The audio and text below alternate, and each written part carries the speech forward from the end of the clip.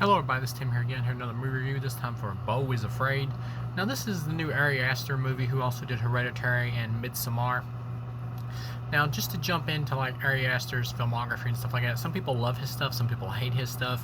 He's another one of those artistic directors. When you come to like art house directors and stuff like that, they're always somewhat divisive because sometimes art house can just get too pretentious to the point it's annoying, and other times it can just be really artistic and cool to examine and stuff, but just not be entertaining to watch.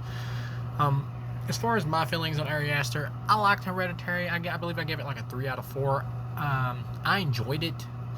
I thought it was good, but at the same time, as a movie, like when it comes to art house movies, what it is they have to have entertaining plots while at the same time having the deeper meanings like underneath, so it's interesting to watch, so you care about examining it for the deeper meanings, as well as being entertained by the movie at the same time. As far as Hereditary goes, I liked it, but at the same time, it was just another devil cult movie. And I'll just be honest, I'm just not the biggest fan of devil cult movies, only because they're always kind of the same, and there's not really much more you can do with them. But overall, I liked the film for its whole metaphor for like child trauma or trauma and families being passed from one generation to the other. I did enjoy that part. Midsommar I liked less. I thought it was decent. It was a bit overlong in some shots. Shot beautifully though, but it was a bit overlong in certain sequences. Like it felt like certain sequences were just elongated for the sake of elongated to make it feel more poignant. But overall, it was decent. My problem with that one is it was pretty much just a remake of The Wicker Man, except done as more of like a feminist type theme movie or a female theme movie. Not a bad film. Florence Pugh is acting in it. I believe she was the one that was in that. Was good. You can tell that she was going to be a breakout star. Overall, it was just decent. It was just kind of overlong and just hit a lot of the same notes. Once again, I've seen in every other devil cult movie or every other cult movie. Here we go with Beau is Afraid. This is him trying to do something somewhat different instead of just another like demon or cult devil horror movie. This is him trying to do somewhat a little bit different here with Joaquin Phoenix in the lead role. Positives, Joaquin Phoenix does an overall great job for the movie, acting wise, and overall I would say the acting is good and solid. That's pretty much it for the positives for me for this one. This is his worst film, in my opinion. I did not like this movie. And looking online, this is a film that people either love or hate. My biggest problem with this movie, I'm going to go ahead and jump into the negatives now. Well, one more positive, it's well directed. As far as the negatives go, the CGI in this film, when you do get it, does look pretty bad, like this giant penis monster that they get. And pretty much the plot of the movie is about this guy named Beau, played by Joaquin Phoenix, who's like an older man, who's like, pretty much we're seeing the world from his point of view, so everything in the movie is like completely in his head, so it's all like pretty much a fantastical reality version of like how he sees everything, because he's pretty much crazy and it's all just like he's afraid of everything basically, and he just doesn't want to make any life choices and all that and everything. He just wants to evade everything. And I'll just go ahead and say this movie's way too long. It just goes on and on towards the end, just feels drug out. The other thing is, like I said, the big penis monster CGI you see at the end, that's like representation of like his fear of sex and everything, and of like his being afraid of what happened to his father and all that. It looks really bad. The whole thing of like seeing things from his point of view and in his head and everything is kind of creepy and entertaining at first. It does have like kind of a horror movie feel towards the beginning and everything, but as the film goes on, it becomes more comical. When Nathan Lane showed up and he was like giving everybody pills and everything, talking about his dead soldier son, he was like giving the next door neighbor or whatever, who was like a soldier that was with his son, like pills and everything, and that guy starts like chasing Phoenix around and all that, and they got a daughter there who's like crazy chugging paint. I was laughing. It felt like it was some intentional comedy at times, and even when it was trying to be somewhat artistic and stuff, I was laughing. The problem with this movie, the biggest problem, is there's no real story here. Like, the movie's called Beau is Afraid. It's just about him, basically, how he sees the world and how he's afraid, and it's about depression and all that, and hiding from things and everything, and laughing. It's not that interesting. Beau's just not that interesting of a character. Joaquin Phoenix acting is great, but as a character, he's good. He's not anything to write home about, because it's just some dude whining all the time. He's afraid of literally everything. He's afraid of like sex. He has sex with Parker Posey towards the end, and he starts freaking out, and she's like dead, because that's like his fears or whatever coming to fruition in his mind or whatever. He gets you Parker Posey's boobs. That's not bad. But yeah, overall, not a good movie. I'd give it a 1 out of 4. It's not something I would ever watch again, really, ever.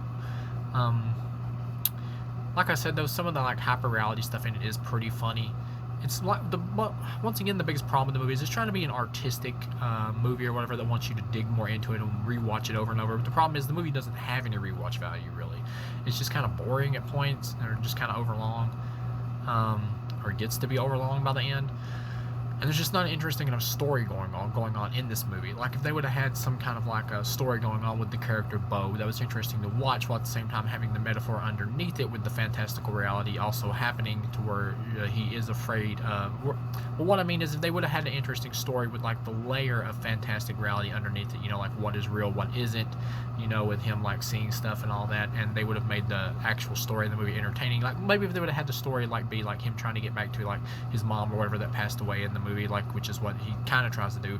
But if you would have had that happen, but had that be like the entire movie, just like him trying to make his way there, and you would have had him like seeing visions and stuff and all that, like it would have been an interesting story emotionally too, and you could have told some backstory about him and his mom and everything, while at the same time while having that emotional story, while at the same time showing that showing like artistic metaphor type weird stuff and all that that represents stuff like, you know, in his life that we see in flashbacks as well. That's what I'm saying. Like movies, they need to be entertaining as well as art. They need to be some kind of entertainment value, and there's nothing here to latch on to really care about is the problem, because there's no real story here. It's just one dude who's afraid. There's nothing here going on really other than that, unless you just want to see some Joaquin Phoenix running around screaming all the time, freaking out at literally everything. There's really nothing here.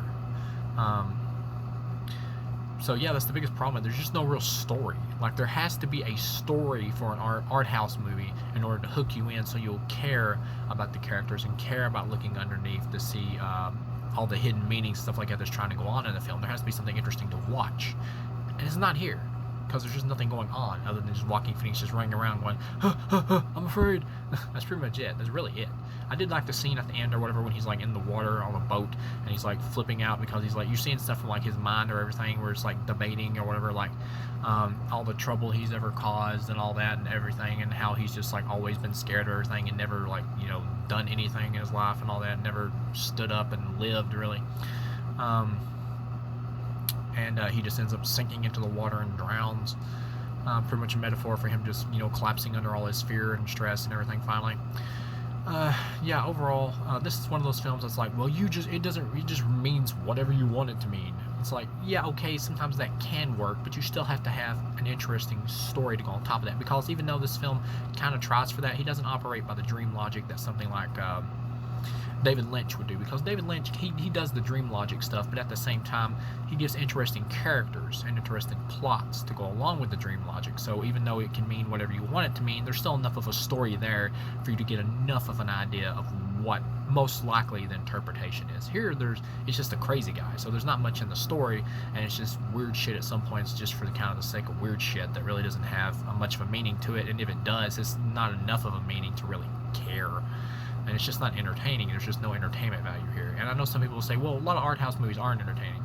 Well, yeah, that's true. But at the same time, even for an art house film, I don't think it's entertaining on that level. Because there's nothing interesting about this Beau character. Like I said, he's just Joaquin Phoenix running around being scared. That's pretty much it. And he commits to the role just like he does every performance that he does. And he does a great job here, but the character's just not interesting. So thank you guys for watching, and I'll see you again.